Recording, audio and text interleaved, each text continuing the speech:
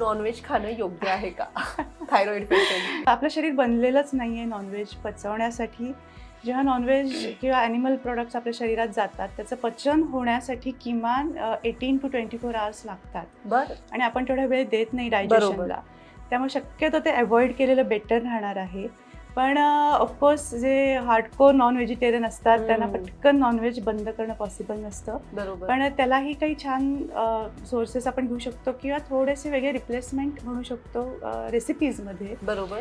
की red meat म्हणतो आपण, ते आपण अवॉइड करायला सांगतो. मटण मराठीमध्ये सांगायचं झालं तर प्रचंड ॲसिडिक असतं, प्रचंड त्याच्यामध्ये कोलेस्ट्रॉल किंवा फॅट वाढवणारे कंटेंट असतात आणि शरीरामध्ये लवकर डायजेस्ट होत नाही. बरोबर. सो आपल्याला ते अवॉइड करायचं आहे. कधीतरी तुम्ही फिश करी ती पण ओल्या खोबऱ्याच्या ग्रेव्हीमध्ये बनवलेली असते किंवा गावरान चिकन घ्यायला हरकत नाही आहे.